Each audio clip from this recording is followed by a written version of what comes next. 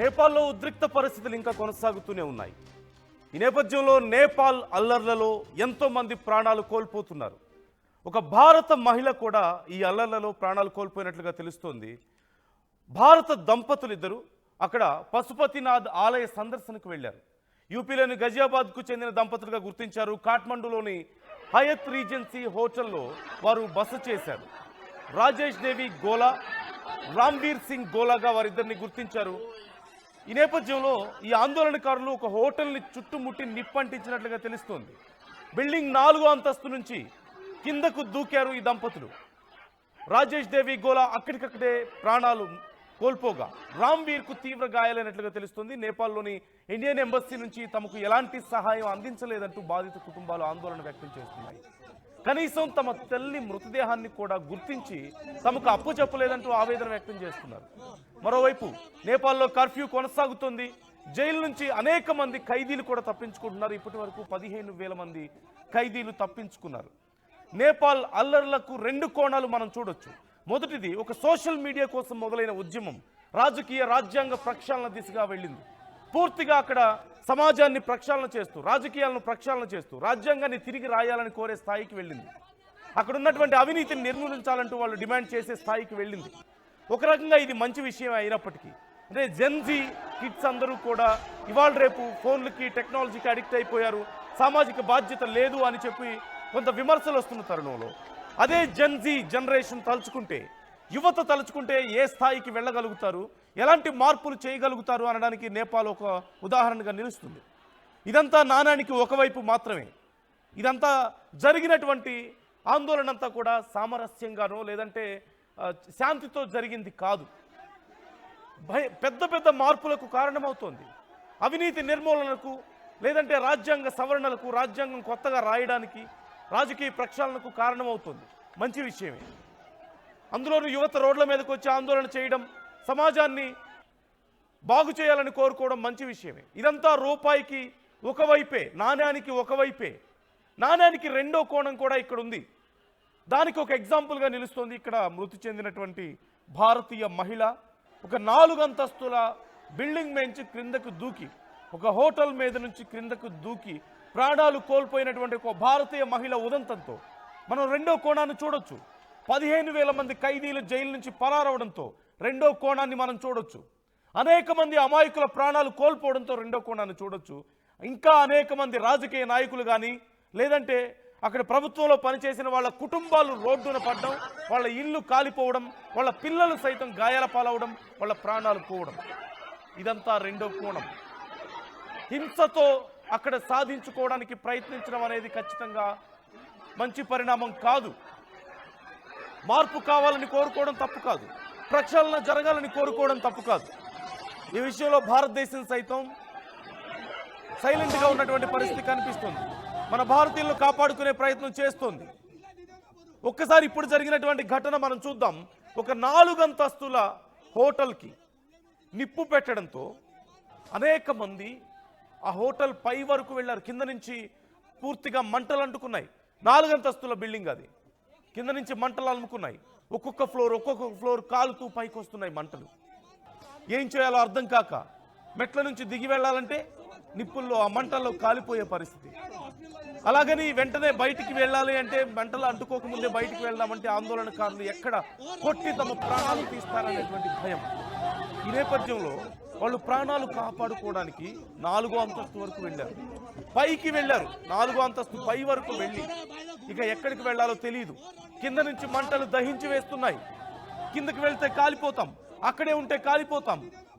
కనీసం ఆ బిల్డింగ్ మీద నుంచి దూకితే, ఆ బిల్డింగ్ పై నుంచి దూకితే కనీసం ప్రాణాలు నిలబడే అవకాశం ఉందేమో. ఖచ్చితంగా అక్కడే ఉంటే చనిపోతారు. ఈ నేపథ్యంలో ఇక దూకడానికి తప్ప వేరే మార్గం లేక చివరికి పైనుంచి 4 అంతస్తుల భవనం పైనుంచి మనం స్క్రీన్ మీద చూస్తున్నాం. మనం స్క్రీన్ మీద క్లియర్గా చూడొచ్చు. రాజేష్ గోలా దంపతులు, వారిద్దరూ కూడా వయసు పెద్దదే. ఇద్దరికి సుమారుగా 50 సంవత్సరాలకు అటు ఇటుగానే ఉంటుంది. అంత వయసున్న వాళ్ళు ఒక 4 అంతస్తుల భవనం పై నుంచి దూకేశారు. ఒకసారి ప్రాణాలు కాపాడుకోవడానికి. కానీ 4 అంతస్తుల భవనం పైనుంచి దూకడంతో ఆ భార్య అక్కడికక్కడే మృతి చెందినట్లుగా తెలుస్తుంది. ఆ మహిళ, ఆ భర్త తీవ్ర గాయాల పాలైనట్లుగా తెలుస్తుంది. ఇప్పుడు వారి కుటుంబ సభ్యులు తీవ్ర ఆందోళన చెందుతున్నారు. భారత ఎంబసీ కనీసం తమ తల్లి మృతదేహాన్ని తమకు అప్పగించే ప్రయత్నం కూడా చేయడం లేదు. ఖచ్చితంగా భారతదేశం కానీ తెలుగు రాష్ట్రాలు కానీ మన భారతీయుల్ని, మన పౌరుల్ని అక్కడి నుంచి చాలా సేఫ్గా తీసుకొచ్చే ప్రయత్నాలు చేస్తున్నాయి. ఆంధ్రప్రదేశ్ ప్రభుత్వం సైతం దీనికి సంబంధించి చర్యలు తీసుకుంది. ప్రత్యేకంగా ఒక ఫ్లైట్ని ఏర్పాటు చేసి మరి అక్కడి నుంచి అందరినీ తీసుకొచ్చే ప్రయత్నం చేసింది. ఒకే చోట 81 మంది చిక్కుకుపోతే ఆంధ్రప్రదేశ్ వాసులు, అన్ని రాష్ట్రాలు ఎవరికి వాళ్ళు తమ పౌరులను తీసుకొచ్చే ప్రయత్నం చేస్తున్నప్పటికీ కూడా ఒక గ్రూప్గా ఉండడం వల్ల వాళ్ళందరూ కాంటాక్ట్ చేయగలిగారు ప్రభుత్వాన్ని. ప్రభుత్వం కూడా వాళ్ళతో మాట్లాడగలిగింది, తీసుకురాగలిగింది. కానీ ఇంకా ఎంతోమంది భారతీయులు ఒకరు ఇద్దరు లేదంటే కొద్ది చిన్న చిన్న గ్రూపులుగా వెళ్ళిన వాళ్ళు ప్రాపర్గా కాంటాక్ట్ చేయలేక, ప్రభుత్వం అందించినటువంటి సహాయాన్ని అందుకోలేక అక్కడే ప్రాణాలు కోల్పోతున్నట్లుగా, బ్రతికున్న వాళ్ళు బిక్కుమంటూ బ్రతుకుతున్నట్లుగా తెలుస్తోంది. మనం చూస్తున్నాం, నాణ్యానికి మరో కోణం చూస్తున్నాం. ప్రక్షాళన కోరుకోవడం తప్పు కాదు, కానీ హింసతో దాన్ని సాధించాలనుకోవడం వల్ల జరిగే నష్టాన్ని మనం చూస్తున్నాం. సుప్రీంకోర్టుకు నిప్పు పెట్టి, పార్లమెంటు భవనానికి నిప్పు పెట్టి, అక్కడి మంత్రులు, ఎమ్మెల్యేలు, ఎంపీలు అందరి ఇళ్లకు నిప్పు పెట్టి వాళ్ళ కుటుంబ సభ్యులను చిత్రహింసలు పెట్టి కొట్టి చంపి చివరికి చిన్న పిల్లలు కూడా ప్రాణాలు కోల్పోయినటువంటి పరిస్థితి. అధికారుల్ని లేదంటే నాయకుల్ని రోడ్ల మీద పరిగెత్తించి కొట్టినటువంటి పరిస్థితి మనకు కనిపిస్తుంది. ఇదేనా సాధించుకునే పద్ధతి? ఖచ్చితంగా తప్పు జరగలేదా? జరిగింది. ఆవేశం రాదా? ప్రజలకి వస్తుంది.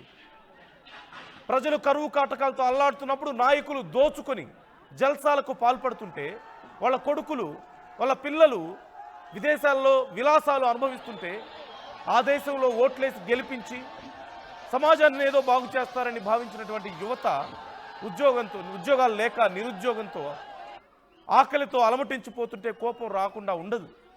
ఇలాంటి ఒక తిరుగుబాటు రాకుండా ఉండదు, సహజమే. కానీ హింసతో సాధించాలని అనుకున్నారు.